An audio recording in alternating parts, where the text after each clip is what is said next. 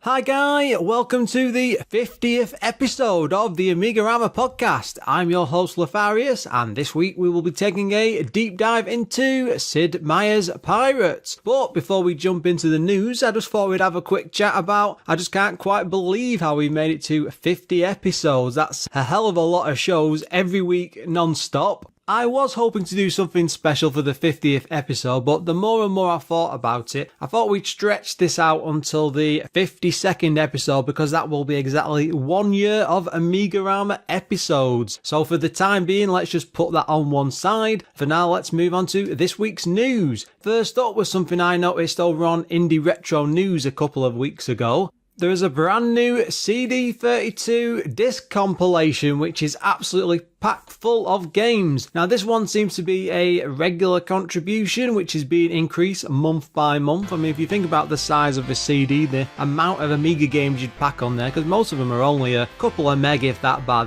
very special ones. But for September they released a huge pack on this CD called the Vehicular Shooters Collection, and it includes things like Pidgeot, Blood Money by Psygnosis, Forgotten Worlds, Gemini Wing, Silkworm, Super Space Invaders, Swiv, Turn and Burn, Iridium 2, I'm going to run out of breath in a second, UN Squadron or Area 88, and Z Out. The CD is also packed with a couple of extra months at the same time, and they include Racers 1 and Platformers. So this is stuffed to the gills, and if you've got a CD32, this is pretty much the gaming gold that you want to get your hands on. It's a brilliant collection. It's all got menus in and fancy bits and all the rest of it. Go and have a look. I'll stick a link into the show notes as usual, as this sort of stuff needs support. Next up is something I spotted over on vintageisthenewOld.com, and this is a Amiga 1200 PCB, which is a brand new printing. I'll just read out some of the blurb. John Hurtle reached out to the Amiga community on Facebook to ask for suggestions as to what his next project should be. When someone replied that they had an empty A1200 PCB, he knew that this was too good an opportunity to miss. Having acquired a scan of an original A1200 revision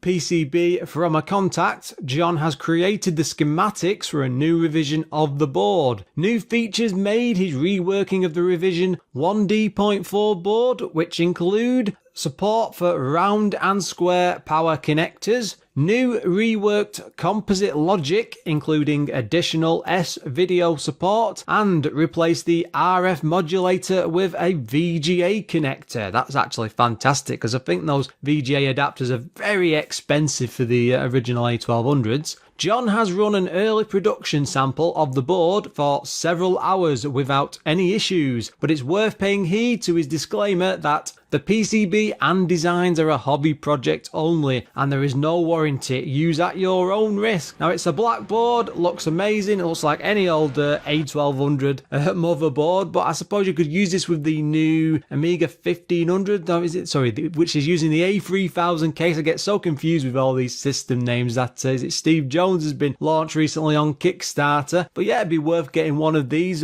plugging that in the inside, and then expanding away on the back end. What an awesome little system. I suppose we are getting to the point now that a lot of these older systems are getting real dicey when it comes to things like capacitors and life of the boards, and it's great that a lot of them still work, but some of the 8-bit systems especially getting really long in the tooth. And I often see a lot of people post things like power supplies and sticking it in the wall plug and just, crossing the fingers and hoping it's still going to work. A lot of these can blow systems and damage things massively, so it's always a risk, and it's great that someone will go back to the original designs or make changes and just improve it generally and give like a new, what's the right word for it, a new generation of Amiga owners an opportunity to own something like this. I mean, it'd be great if one of the other big companies like Amiga Kit or one of those type of stores would actually supply something like this to general users.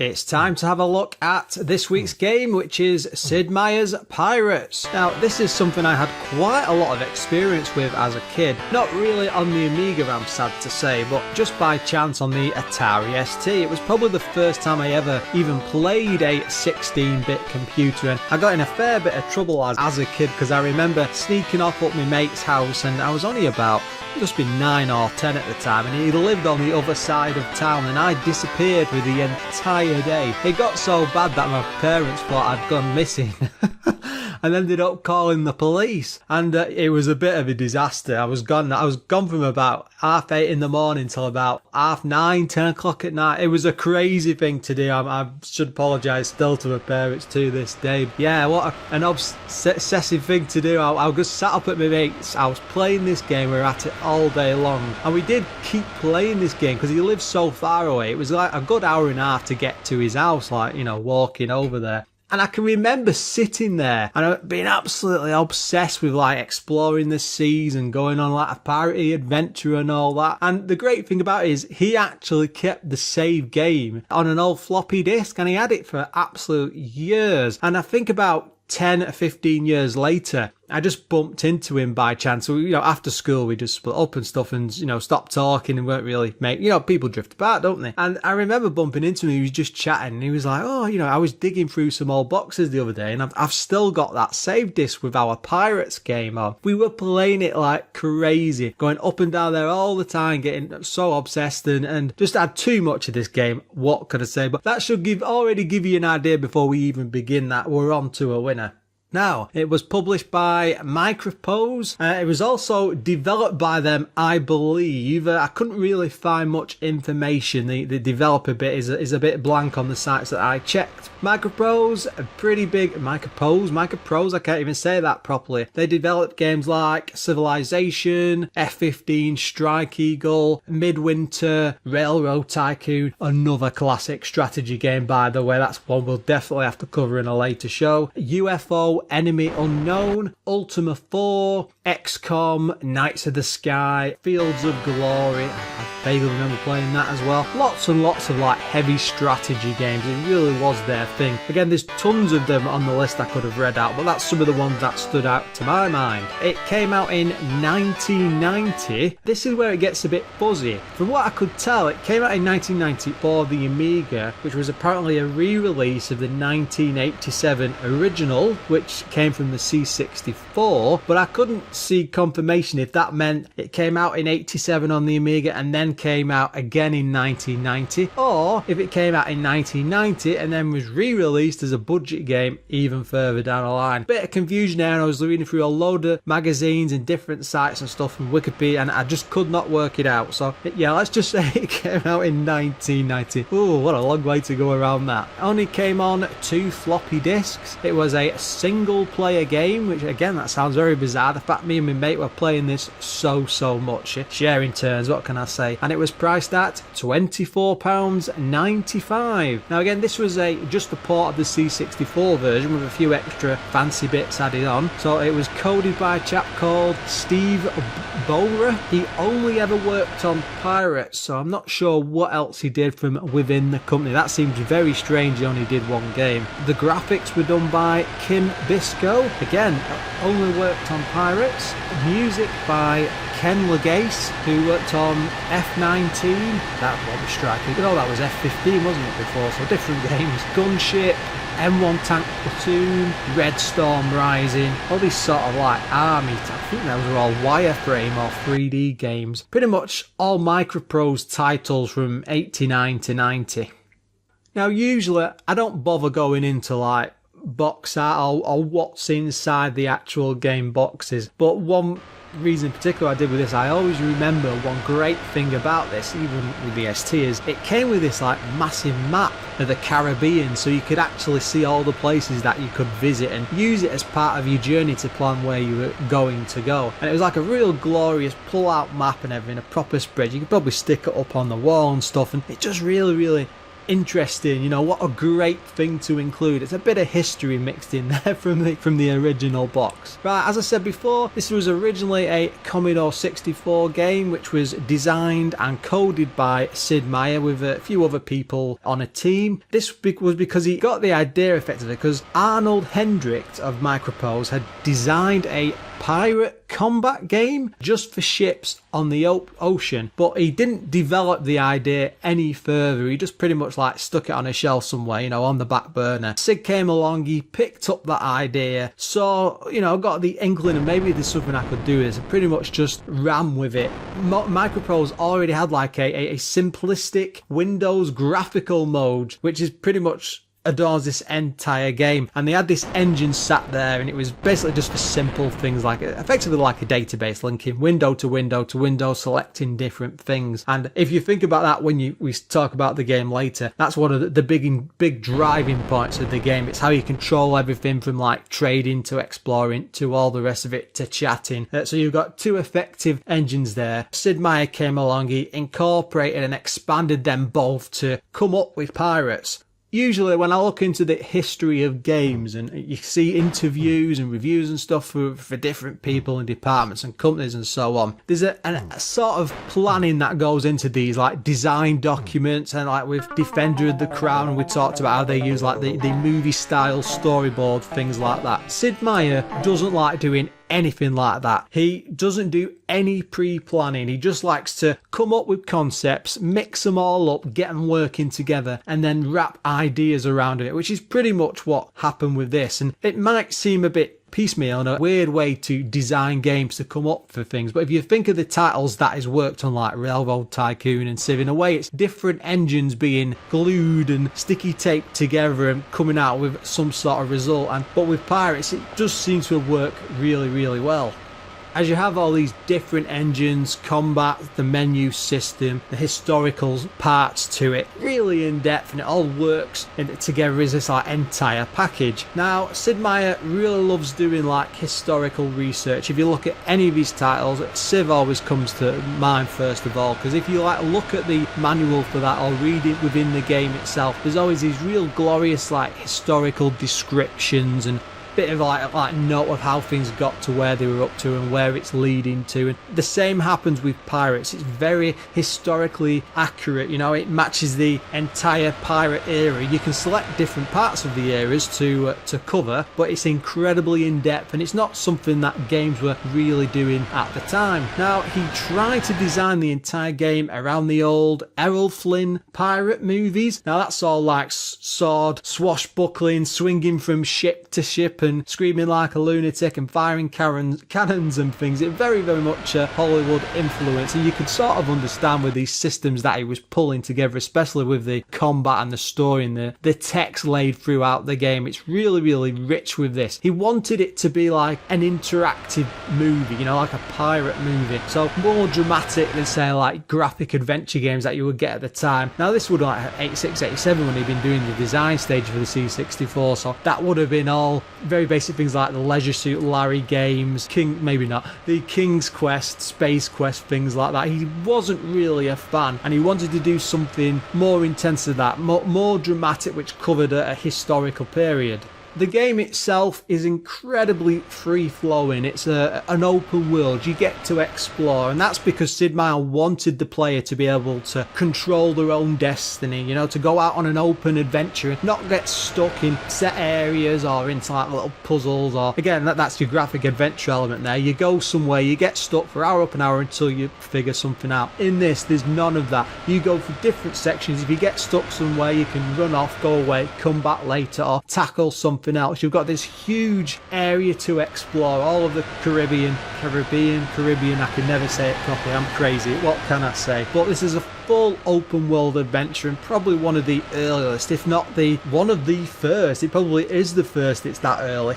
Another thing about it is you cannot die. There is no way to kill off the main player whatsoever. You either get captured, slung in prison and lose everything, but you've always got the opportunity in the course of your pirate career to do more, get on more adventures. Even if you lose everything, there's a chance to come back later and capture another ship. So you're not restricted in that front. It really does give you this wonderful sense of being an open world. Now, it was ported to the Amstrad CPC, Apple II, Atari ST obviously, the Commodore 64, the NES and the DOS version PC. I will say about the NES cartridge, that used to be one of my favourite Nintendo Entertainment System games. Ooh, what can I say there? That really is a very good addition, and it really is a good conversion. Being a pirate strategy game and sort of living a pirate life, there isn't a story per se, there's just a drive for adventure when you first start off. But there is a sort of introduction in the manual, so I'll read it out. It was an era of new kings and empires, of new tests of strength and power. It was a day when a man could rise from humble beginnings and be knighted for brave and daring service to the crown. Now, you can be such a man in Pirates, a game of hot-blooded swashbuckling across the Spanish Main. You are transported to the Caribbean as it was in the heyday of smugglers, privateers, buccaneers and pirates. All the skills real men needed for survival and success are present in real-time action. Wow. In Pirates you navigate the wide Caribbean by guess, compass and occasional sun sights with your astrolabe. In peace or battle, your sailing skill can spell the difference between a profitable journey and a watery grave. If that's not enough to get you in the mood for some high seas adventure, I honestly don't know what will. Now, when you open the game, you are pretty much presented with a massive amount of text boxes. There's a huge mass of them. They're absolutely everywhere. You get to choose a pirate era, so a different stage of it, 16, 17, the 1800s, which country you were from, so English, French, etc. You can also input your name. You can put something silly if you want. It doesn't really matter. I tend to go with Captain Lefarius. It then leads you through a fight after all these text boxes and a bit of information about where you are and what your situation is. It's always the same when you first start out, but your starting position does change depending on which area you choose. It leads you up to a fight on a ship with another enemy pirate ship captain, and it's pretty easy to win that, because it's just an introduction to how the combat actually works. And once you win this fight, it is possible to lose, by the way. It's not 100% guaranteed that you'll win, but once you win, you will pretty much end up in charge, and you'll end up as like an apprentice captain, I think, at the end of the day. And then the crew sign up with you, and that's pretty much it. You're thrown out on the ocean, and it's up to you to pick where you go next. Now, this is rather a funny start, because, you know, your adventure really does begin at this point. You can pretty much go anywhere. You can build your own crew up, expand your ship, buy a new one, trade, battle others on the ocean, meet governors, marry the daughters, pretty much and beyond, go treasure hunting. The sky is pretty much the limit. You can pretty much do everything you would think a pirate can, and pretty much more and beyond. Now, sailing from place to place is pretty straightforward. It's a top-down view of the ship, the ocean, and any land that you come into contact with. If you branch off into any sort of ship combat, it loads a different screen where you're effectively circling around the different ships, firing backwards and forwards. If you land on land, you see the ship, you see someone come off and then wander about the land and stuff. When you actually go into ports and things, it all changes. It switches over to the window text box system, and it's the same with the combat. There's different, so they're almost like mini games, I suppose, in a way, these different systems working together. Like I said, you can attack other ships, they can attack you. You do get in a situation where diplomacy is involved, you know, a different governor might go to war against another country, and their ships are now allowed to attack yours and stuff, and they will come across you at random on the map. When you are travelling around the main map, you don't see anybody. It's a bit of a random battle system, I suppose, in a way. But it's just the fact that you've got the opportunity to fight other ships almost right off the bat. If you just hover around in the starting area, you will get attacked eventually, but your first things first, of course, you're always better off going to a nearby port and just starting to explore the game. When you do get in the combat, and I do apologise that this is going to be a bit of an odd order to explain things in, because there's just so many different parts going on with this game, and the ship combat is the easiest thing to get out of the way. You are in an enclosed area. If you get bored, or it gets too much for you, or you've been attacked, you can actually just sail away to the edge of the screen screen, disappear, and that's it, you escape.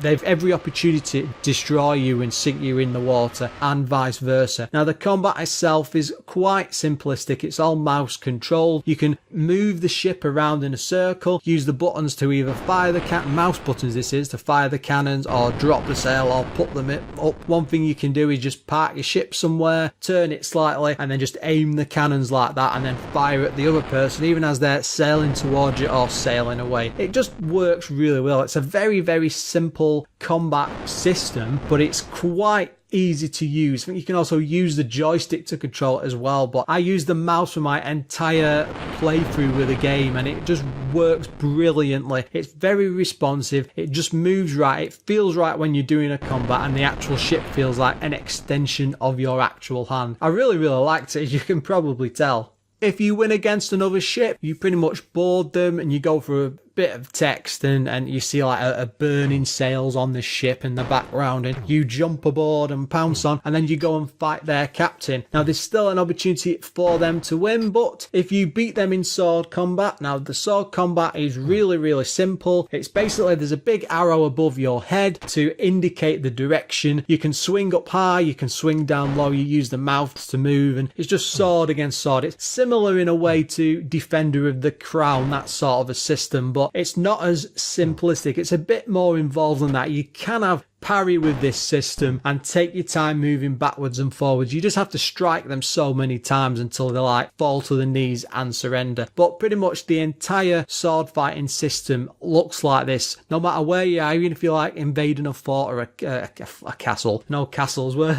if you're invading a fort, you're attacking someone else, you get this combat. You go to another ship, you get this combat. It's the same active sword system no matter where you go. Of course, if you win, you end up getting rewards. It's usually gold in the ship or stock and trade or goods that they've got, which you can then resell. The entire point of the game is you're on a pirate career. You're doing this for decades. The point is to make as much money as possible, to get as much fame, conquer as many towns and forts and other pirates and things, and maybe win against country in the whole like little wars and civil battles that they have. Every time you do, you get more points towards your like final rating. Could be simple at the end, like you might be called like a journeyman or the equivalent of Blackbeard or something, you know, a full-on pirate like that. It's a bit like Elite in a way, that sort of a special rating. You get years and years to do your career and build yourself up. So if it all goes wrong in certain sections, it's just a matter of you don't have to panic, come back, take your time with it, do a bit more exploring, and then just work your way up and keep having a crack at things.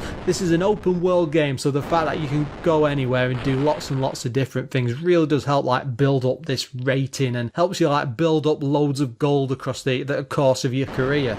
Your pirate ship can attack other ports and land if it wants to. When it comes to attacking the ports, it pretty much switches over to the top-down ship combat. You circle in front of it. They're firing cannons at you. A fort has always got more cannons and more men than you have. And the idea is you have to line up your shots as perfectly as possible, avoid their fire whilst they're chucking big cannonballs at you. And basically every time you hit their fort successfully, you take out some of their cannons and some of the men inside. Let's say you've got a crew of 50 and the fort's got like an army inside of 150.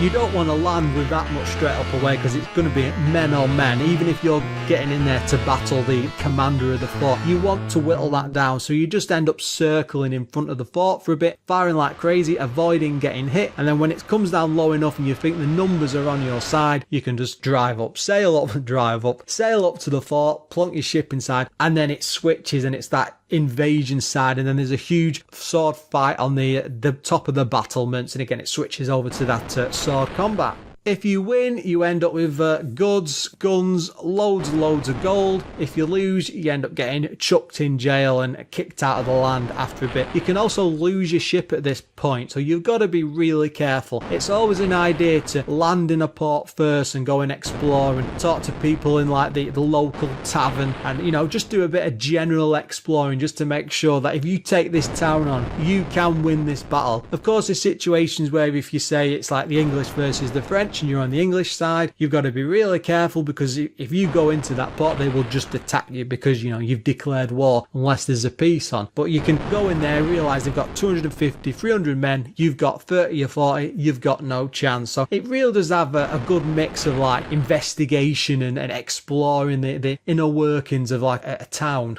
When you do visit any town or port, you do get to see a nice graphic of it. They're all pretty much the same thing, and it's early like pixelated sort of graphics. Again, this is a port of a C64 game, so they've done it up. It's not like hugely different, but they've done a nice enough job to improve on the original, and it probably compares well to the graphical version on the PC, which was a CGA version. Now, whilst you're in the port, you can do things like upgrade your ship by extra cannons and things for it, trade in the store, recruit new members of the crew. That it can work either way, because sometimes, you know, if you recruit some of them and they're not very happy people, it can cause like problems with morale on the ship. Another side to this, your crew does have to be kept happy throughout the entire game, and the only way you can keep them happy is by winning lots of gold, because, you know, these are pirates and buccaneers at the end of the day. They don't want to be just going in battle and not winning any prizes, but at the same time you've got to keep them all well fed. So you are forcing a way to go from port to port and land to land and explore, but in a slow enough way that you are gathering resources at the same time. But it has a nice balance with that.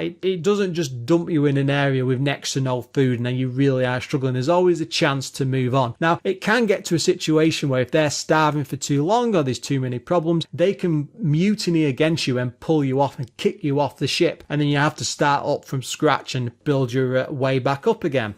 In the towns, of course, you can find, or buy rather, treasure maps, visit different lands to explore. It's quite simple, there's nothing major to that, but that's just simple things like, you know, X marks the spot, and you wander across land and get in combat and things, and sometimes there's little random events tied to that, and again, that's nothing major. Basically, all main part of the game is based around the ship and the sword fighting, so there's nothing beyond that. It doesn't get too in-depth, but it's a nice touch being able to just get off your ship, wander across the land, find some treasure and then go back, because it's always a nice bonus. But one of the biggest parts of the game beyond the combat is buying goods in one port, taking them to another. The further you go, the more the goods will be worth, and it's always worth taking notes as you go from place to place. And I suppose back in the day you've been scribbling it down like crazy, but nowadays you can just snap a picture with your phone and sort of cheat, I suppose, in a way. But it gives this nice trading environment. You don't have to be a full-on pirate if you want. You can be just a plain old trader, but there's not as much fun in that, so I really would recommend that you go out there and do some proper like evil pirating, because that's where all the fun is. The same sort of thing happens when you like go to the governor's island. If you talk to every island you go to has a governor, you can talk to them, you can romance his daughter, marry his daughter, which gives your crew a boost and your position a boost as well. And there's not really much more in depth. I think the later games do improve upon things like that, because there's things like dancing sections and real romance, and it has a real effect. In this early game, it's nice and simple. The game really doesn't have a lot of music. There's a few ditties and tunes dotted around here. They really are littered throughout the game, and it's usually when you do something a bit piratey and it jings out and plays a little jingle. There's no like full-on music tracks or sound or anything like that to that degree, which I suppose is a bit of a disappointment, but there is some there. And again, this is all based off the C64 original. I've not actually played that, but I suspect with the SID chip and stuff, that was probably quite impressive. You don't really get anything here to do with music, which really like is a head turner. Sound effects, there's very few of them. Some in the combat, some when you go like into the ports and you get the noise of the ocean and ships and things, and like the, I don't know, like the clang of a bell. I don't know what you call that noise when you set off. I'm thinking of a port maybe. There's no horns or anything like that, but there's a few sound effects in there. It does add to it. The seagull effects, very basic ocean waves, you know, nothing amazing, but just enough to draw you in and make you think, yeah, I'm a pirate. Add to that, you've got so many random events happening at different stages throughout the map. So it might be simple things like you visit a port, something gets stolen, somebody leaves the ship, someone tries to cause a mutiny, you find treasure, you get little missions to go from island to island, and it's just simple things like delivering letters or taking out, say, a big pirate or someone important at, say, whatever in an army. Nice simple missions, but just something that draws you in more and really develops the world. It feels like you're on a proper like pirate action adventure, and it just works as a whole, and it pulls all these engines together and it just works brilliantly.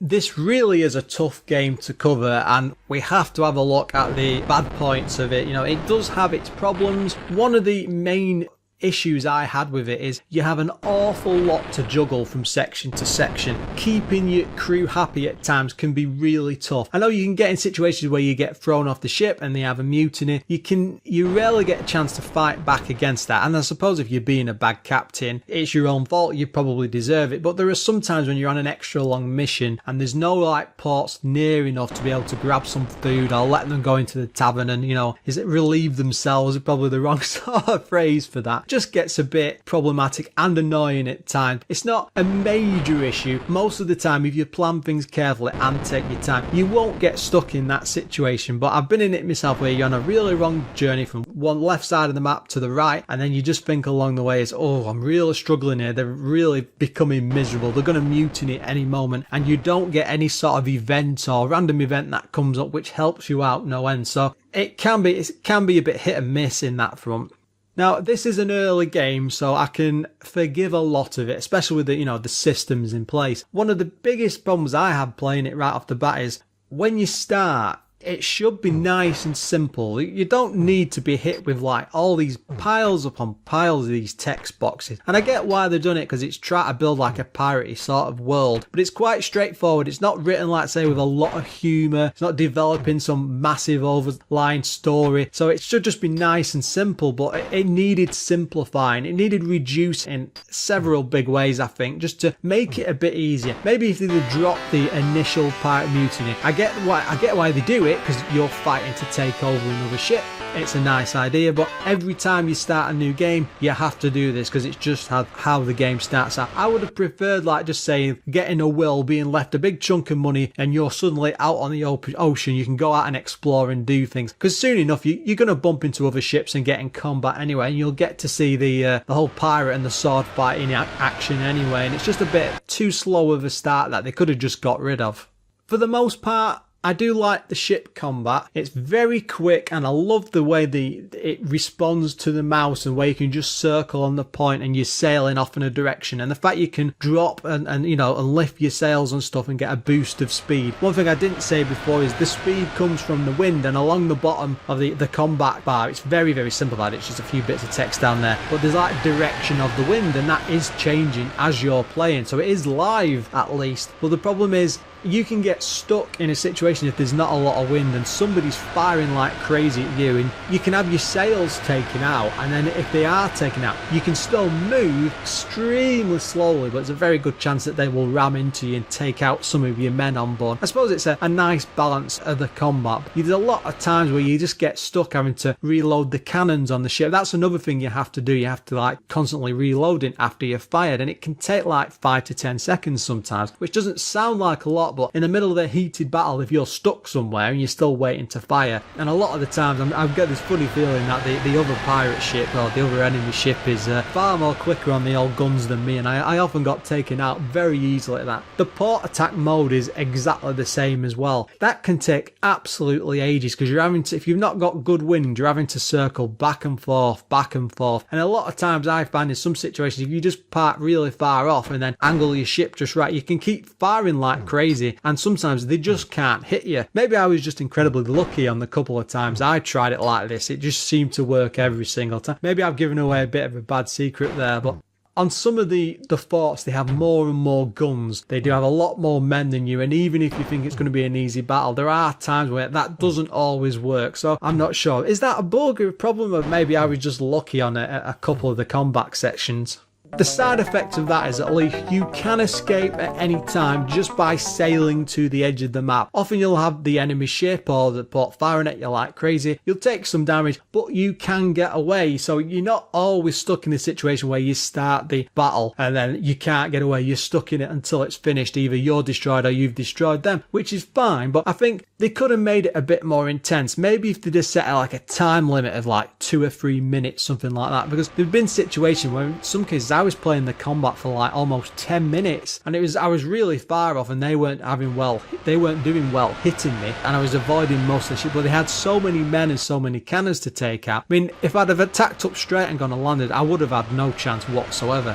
The fact is, I could park me bum down there and wait for absolutely ages. If there was some sort of time limit, it forced you to be more interactive and get closer and closer and take more risks, and I think it had just been a bit more fun. There is a fair old bit of text throughout the game. I really do wish it was more entertaining, you know. It's not very funny, there's no sort of humour mixed in there. It's very straightforward, it's almost clinical the way it describes things, which is fine. You do get a bit of like a dodgy pirate speak mixed in there, which is okay, but none of it really draws your eye and makes you think this is real. And it lets the game down a bit because you're creating this pirate world and you're not really being convinced that these are like real pirates and stuff. Maybe that's just me, it's just the impression I got when I was playing it. I just wish they'd made more of an attempt with the writing to draw. They probably improved that in the sequels because, you know, getting people to rewrite stuff later on is much better.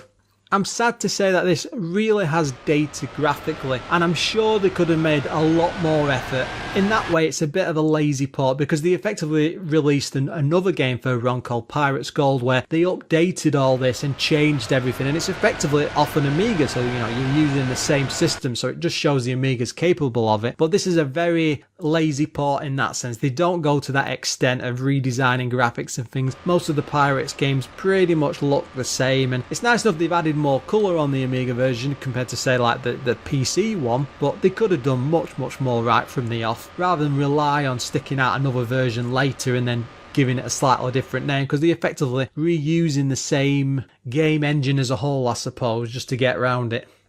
Now, looking at the magazine's reviews, this was pretty much mixed reviews. Amiga Format gave it 74%, Amiga Action 80%, The One 84%, CU Amiga 89%, and the worst one of the bunch, Amiga Power 68%. They focused mainly on the graphics though, and they were reviewing the later re-release on the budget side. But I mean, the game still had enough. I don't think it was a 6 or 7 out of 10. It deserved a bit more consideration for its age. Now, I love the fact that this is all mouse driven, especially with the combat and the way you can steer the ships, you know, like hoisting the sails up and down, lining your ship up perfectly and firing the cannons. Everything is just done with the mouse. You don't need to be stretching back and forth and flicking between doing different buttons and different menus on that front. Everything is just done from the mouse, and I think this will make something like the perfect iOS game. I'm sure they actually did a version for something like that. The idea is there straight away because you just need that motion to be able to move through everything, and it really reacted well, especially with the combat and even with the sword fighting. A lot of this is simplistic because it's an early game, but the parts that do work, especially with the combat and the way it all moves with the mouse, it's very responsive and it works brilliantly.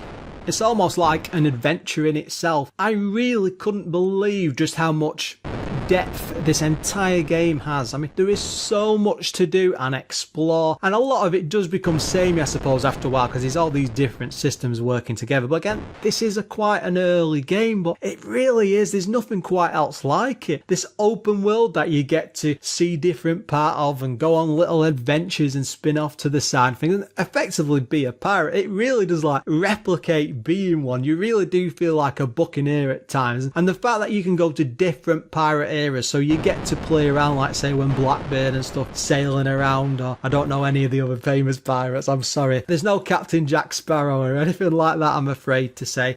It is the Grand Theft Auto of its era, especially for this time, because you get that whole open world and the sense of exploration and what you can do. And there really wasn't anything like it on the system at the time, and it was years before anything like it. It was the follow-up which probably matched it. I'm really tempted to cover Pirates Gold because I would just love to see how it developed. I'm sure they made extra changes I'm not aware of, but I know for a fact like they do branch out, like with I was talking before about the dancing. There's more romance involved with the governor's daughter. Now, you can get married more than once, by the way. You're not restricted to one, but I think it can cause problems if you get a bit too crazy. The whole thing, it's very slow, it's very relaxing with the odd bit of intensity mixed in an adventure. You know, I would recommend this highly because I had a lot of fun playing it through, and it really does draw you back, because even now I'm thinking to myself, oh, I might put this on in a little bit and just spend like a quick 20 minutes here and there. And that's probably why originally when I played it on the Atari ST, me and my mate, you know, we were absolutely addicted to it, because there's so much to do. You really do feel like a pirate, and that's the entire point of games, isn't it? It's supposed to be interactive, it's supposed to take you out of yourself to explore different things. It does have a few issues, you know, a lot of basic issues with things like the opening and the way it looks and stuff, but again, this is an early game, so a lot of that can actually be forgiven. It nails that feeling of being on a grand seafaring swashbuckling adventure, and it's one that's going to be in my floppy disk drive for many moons to come. And with that, I'm afraid it's time to end the show. But before we disappear, I would just like to take a moment to thank all the members of the AMIGArama Pirate Patreon crew. And this week we have big thanks to Adam Bradley, Figgy/CTZ, Graham Vebke, Jason Warnes, O'Brien's Retro and Vintage, Retro Ravi, Sneff and Treble. If you would like to join this crew, you can pop along to patreon.com/AMIGArama. If you have any comments about this episode or even previous episodes, or you have some sort of Amiga news, or you want me to talk about something on the show, then just drop me a line. It's lefarius@amigarama.com, or pop along to facebook.com/AMIGArama, or even come along to AMIGArama.com, the website. Yes, we do have a website. I'm sure you all check that on a regular basis. You should do, really, because all the games that I play, I do full-on gameplay footage, and in particular, one thing I've started doing, and this is quite an amazing thing really, is putting audio on the gameplay footage. It's taken me absolutely ages to get the balance for that right, but I've started doing it and it's coming out really well. Anyway, until next time, guys.